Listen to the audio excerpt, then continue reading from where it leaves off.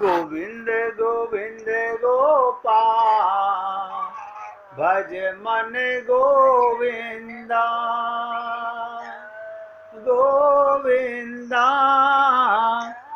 गोपाला गोविंदा गोपाला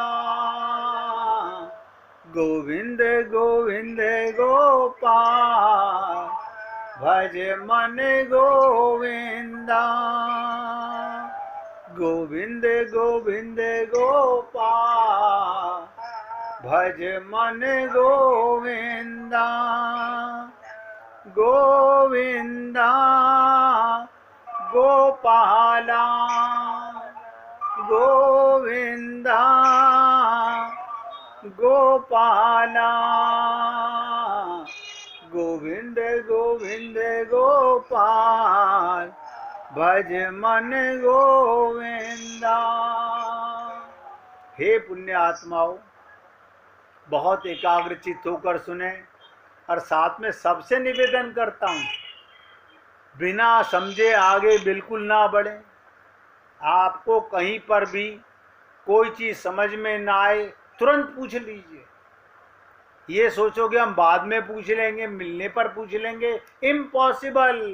अरे बाबा ये याद नहीं रहता सुबह हमने ब्रेकफास्ट कौन सा किया था, याद नहीं रहता तो आपको ये याद रहेगा कि हमें ये प्रश्न पूछने, सवाल ही नहीं पैदा हो। मन में प्रश्न है तो हाथ क्या पूछो। अभी विसर्जन की बात सुनी, मोह का विसर्जन कर दीजिए, आपका कल्याण हो जाएगा। अपने स्वरूप में इस पंच महाभूत को विसर्जन कर दीजिए, आपका कल्याण हो जाएगा। जो करने वाला कार्य है वो हम नहीं करते, बाकी सब करते। तो कहने का तात्पर्य, जब उद्धव जी ने कहा हमको तो ऐसा नहीं मालूम पड़ता, तो राधा रानी ने कहा जैसे मैं ब्रह्म विद्या हूं वैसे ही हमारी सरीखी जो मानवती माने प्राण रूपा श्रुतियां हैं, उनकी कृपा प्रसाद प्राप्त करके अपने सिर पर धारण करो।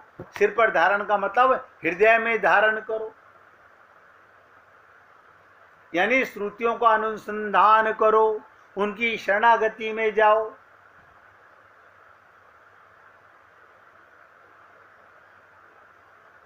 फिर बोला उद्धव इससे क्या होगा। देखो आप हम लोग पूजा इसलिए करते हैं, मंदिर इसलिए जाते हैं, तीर्थों में इसलिए जाते हैं कि हमारे को शरीर को कष्ट ना मिले, हमारे परिवार के शरीर के रिश्तेदारों को कोई कष्ट ना मिले। यानी हमारे मंदिर जाने से शरीर के कष्ट का क्या मतलब है। कोई आत्म कल्याण के लिए नहीं जाता मंदिरों में। मैंने तो यहां तक देखा है सत्संग में भी लोग सत्संग में भी गुरु के पास भी इसलिए जाते हैं हमारा ये दुख मिट जाए, आत्म कल्याण के लिए नहीं जाते। तो उद्धव ने आखिरकार एक बहुत बड़ा प्रश्न पूछा, इससे होगा क्या। गुरुओं की बातें मानने से क्या होगा, गोपियों की बात मानने से क्या होगा। बोली ये होगा, ध्यान से सुनो, निश्चित रूप से युक्ति प्रमाण से बात सिद्ध है कि तुम सत तत्व हो। आप हम लोग सच्चिदानंद सतचित आनंद परमात्मा के अंश हैं। सच्चित आनंद, आप कहते ना बोलिए सच्चिदानंद ब्रह्म की जय हो, उनकी तो जय बोल रहे हो, आप भी तो उन्हीं के अंश हो। तो हमारे अंदर भी सत चित और आनंद होना चाहिए। भाई जी अपना मोबाइल ऑन करो। भाई जी उमा भाई जी हाँ कर लिया भैया कर लिया। बहुत ध्यान से सुनिएगा, आप और हम लोग भी यही समझते हैं, नहीं समझना चाहते इन बातों को। ये सब उद्धव जी के माध्यम से प्रश्न कराए जा रहे हैं राधा रानी से। यही गीता के अंदर अर्जुन प्रश्न कर रहा है। अर्जुन को आपको नहीं पता, नर का अवतार है वो अज्ञानी नहीं है। वो जो प्रश्न कर रहा है वो अज्ञानी नहीं, हम अज्ञानी हैं। आप और हम लोग क्या समझते हैं, गीता पढ़कर उनमें जो लिखा होता है गीता के अंदर, अर्जुन ने भगवान से ये प्रश्न किया, अर्जुन ने ये प्रश्न किया, हम क्या कहते हैं, बड़ा गधा है, अर्जुन को इतनी भी अकल नहीं है। अरे वो अकल हमें नहीं है, अर्जुन को तो थी। अर्जुन तो शरण में चला गया, हम नहीं जा सके। इसी प्रकार श्रीमद् भागवत महापुराण में परीक्षित जन्म से भगवत प्राप्ति कर चुका था। 3 पर्सनैलिटियां,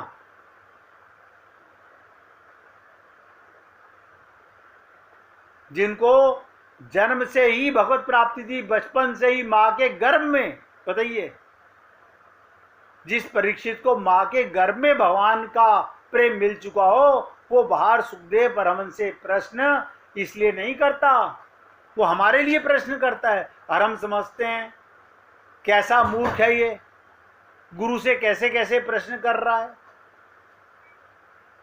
बताइए, नाम गीता समझ सके, नाम भागवत समझ सके, नाम उद्धव का बात समझ सके, तीनों का प्रश्न बता रहा हूं। अरे 3 पर्सनैलिटियां कौन है?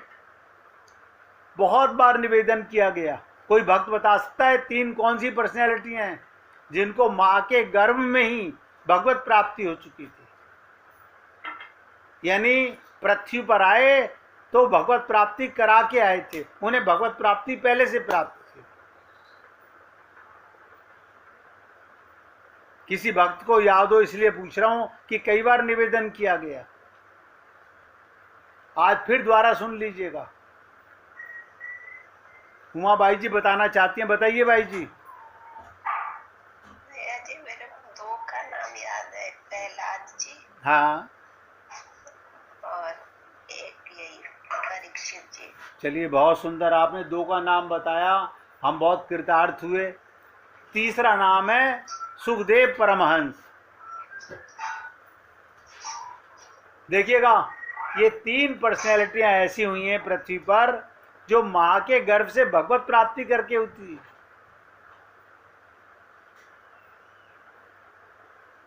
और इन तीनों को ही किसी न किसी का माध्यम बनाया गया। सुखदेव को, परीक्षित को श्रीमद् भागवत महापुराण में एक को वक्ता, एक को श्रोता बनाया गया। भक्त प्रहलाद को अभी बता के चुका था उस दिन 52 अवतार की लीला वाले दिन कि भगवान ने कितने अवतार लिए इस परिवार के लिए। तो उद्धव जी क्या बोले, जो हम बोलते हैं, देखो उद्धव जी हमारी तरफ से बोल रहे हैं, हम तो अपने को मनुष्य समझते हैं ना, देहधारी समझते हैं।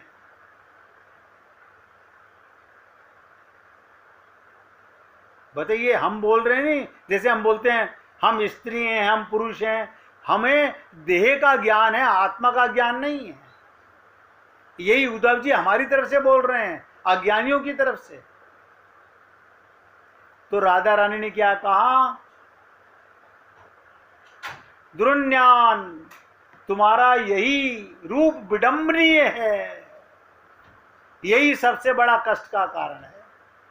तुम स्वयं स्वामी होकर ऐसे दूत बनकर के, पशु बनकर के, मनुष्य बनकर के संसार में दुखी हो रहे हो।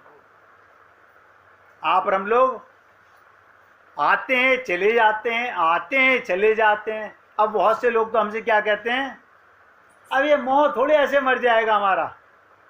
बात तो सही कह रहे हैं। जब हम अपने को स्त्री पुरुष मानते ही रहेंगे, मिट्टी का शरीर अपने को मानते ही रहेंगे, तो हमारा कल्याण कैसे होगा? आत्मा तो हम अपने को मानते नहीं। पाना चाहते हैं राम रस, प्रेम रस। आप देखिए, दंडकारण्य के अंदर ऋषि मुनि संत महात्मा जो भगवान का ध्यान कर रहे थे, जब भगवान राम सामने से गुजरे, सारे आत्मा से भागे और क्या बोले, हम तुम्हारी पत्नियां हैं, क्योंकि हम आत्मा है, तुम परमात्मा हो। अब आप बताइए, आप और हम लोग तो अपने को पुरुष मानते हैं, हम किसी की पत्नी कैसे बन सकते हैं? क्योंकि आत्मज्ञान तो हमें हुआ नहीं।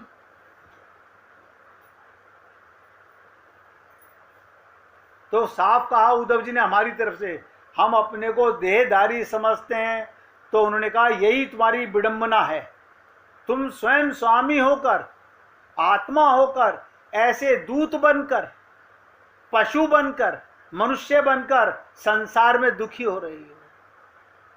ये तुम्हारे स्वरूप के अनुरूप नहीं है। बताइएगा, हम अपने स्वरूप को नहीं जानते। स्वरूप माने मेरा क्या रूप है। अभी तो बता के चुकी हूं मैं स्त्री हूं, अभी तो बता के चुका हूं मैं पुरुष हूं, और बताऊं मैं ब्राह्मण हूं, मैं क्षत्रिय हूं। ये हमारा ज्ञान है। हम लोगों का ज्ञान देखो क्या है। और यही जान करके अब बताइए, कोई स्त्री बनकर, पुरुष बन के हनुमान चालीसा बाज रहा है, आत्मा बन के तो जानता नहीं वो, तो क्या कल्याण होगा? क्या पुस्तकें बांटने से आत्म कल्याण हो जाएगा? मुझे तो नहीं हुआ। मैंने हजारों ग्रंथ पढ़े, लेकिन गुरु की कृपा से ज्ञान प्राप्त हुआ। इसलिए आपसे निवेदन कर रहा हूं, ये भ्रम, मकड़ जाल, जंजाल छोड़ना पड़ेगा। अपने को मिट्टी का घरौंदा मत मानो।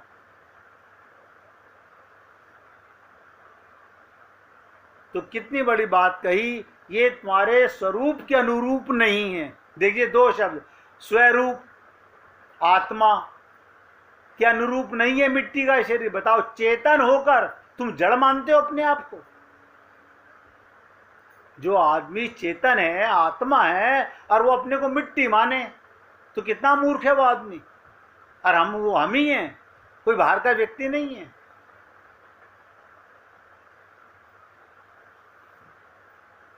क्योंकि वेदांत सुनना हो, गोपियों के अर्थ समझने हो, गोपियों का प्रेम समझना हो, तो साफ साफ समझना पड़ेगा।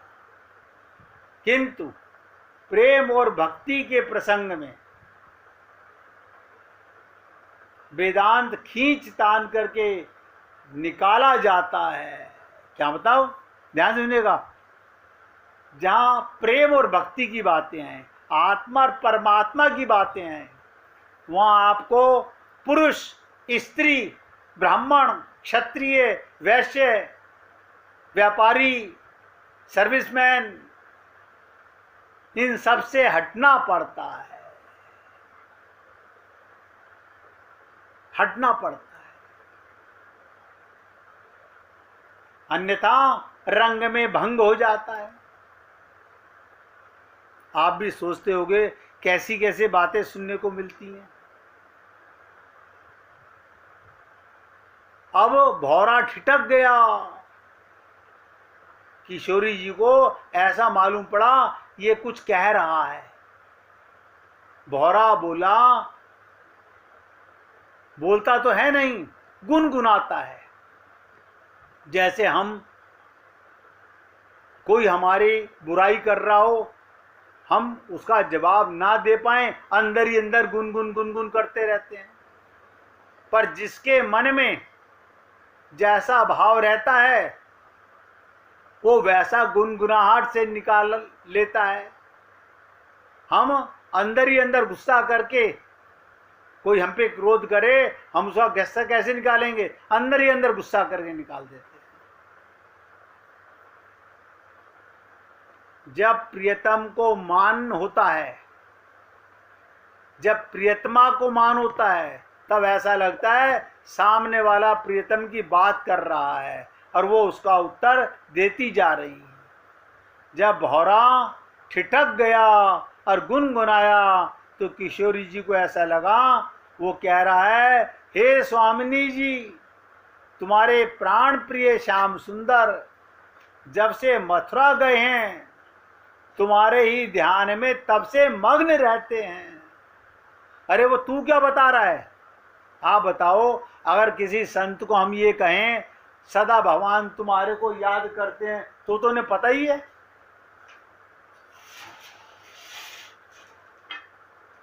किसी संत को हम ये नहीं बता सकते कि भगवान तुम्हें याद करते हैं, क्योंकि संत का मन भगवान में, भगवान का मन भक्तों में। ये तो जग जाहिर बात है।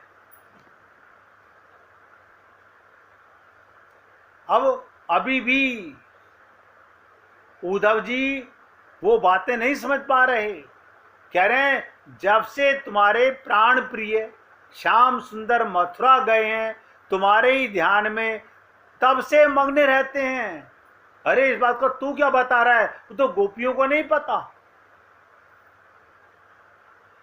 और क्या कह रहे हैं, सफाई दे रहे हैं, उन्होंने वहां किसी भी स्त्री की ओर आंख उठाकर नहीं देखा, वहां तो दूसरी कोई स्त्री है ही नहीं।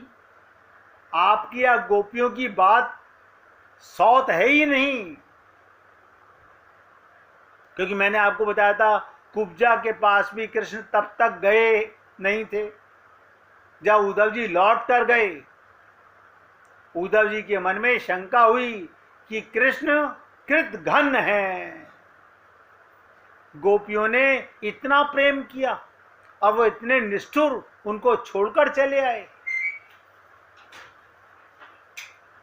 भगवान उद्धव के मन की बात समझ गए तो बोले चलो उद्धव आज कुब्जा के घर हुआ में, तुमने कहा था ना अभी तक किसी के घर नहीं गए हैं, आज ही उद्धव के साथ गए कुब्जा के यहां।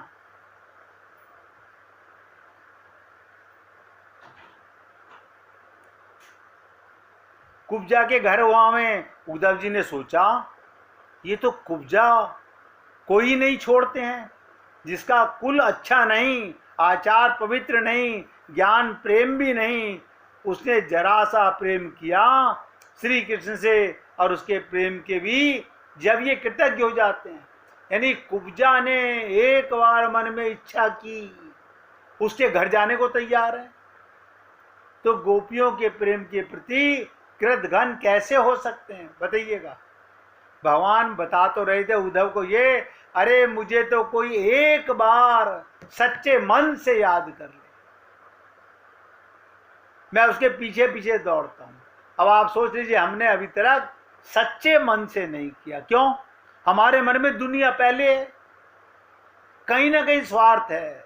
या तो शरीर मान के याद किया है या किसी स्वार्थ के लिए किया है। शरीर भी एक स्वार्थ है और परिवार भी एक स्वार्थ है, यही हमारा पाप है। कभी ये कामना तो की नहीं सर्वे सुखी नाम भवन्तु, सबके सुख के लिए तो हमने भगवान से कभी प्रार्थना की नहीं।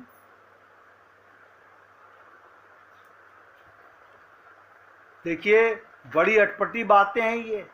श्रीमद् भागवत महापुराण को लोग कहते हैं हमने समझ लिया, अरे बाबा उसको समझने के पूरा जीवन निकल जाता है।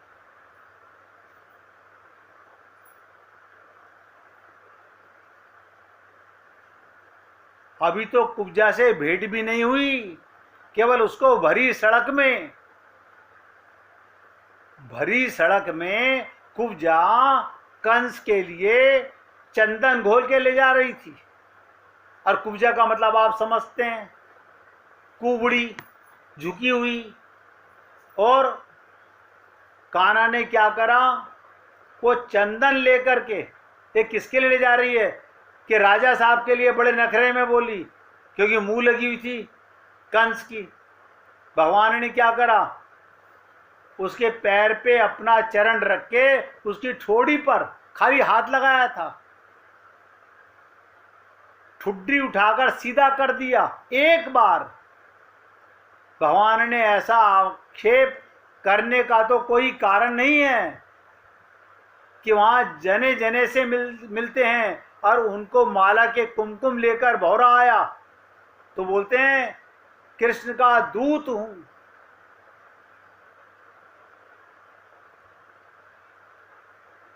राधा ने कहा अच्छा मेरे सिवाय उसको दूसरा कुछ सूझता नहीं, जैसे भौरा तुम कहते हो तो फिर वो आता क्यों नहीं? अगर उसे कुछ सूझता ही नहीं, वहां जाकर के भी उसका किसी से कोई संबंध नहीं, तो आता क्यों नहीं? तो क्या बोले उद्धव जी, इसलिए नहीं आता कि तुम रूठी हुई हो, मान जाओ तो आ जाए। तो राधा जी बोली मान कैसे जाऊं, उसने तो हमारे साथ बड़ा अन्याय किया है। अब देखो अन्याय बताने की अलग शैली है, एक एक शब्द को ये प्रेम की बातें प्रेमी लोग ही समझ सकते हैं। और जिसका जैसा स्वाद हो, अब देखो मैं बता देता हूं, किसी को हलवाई जब खाना बनाता है तो कहता भैया इसे टेस्ट कर लो।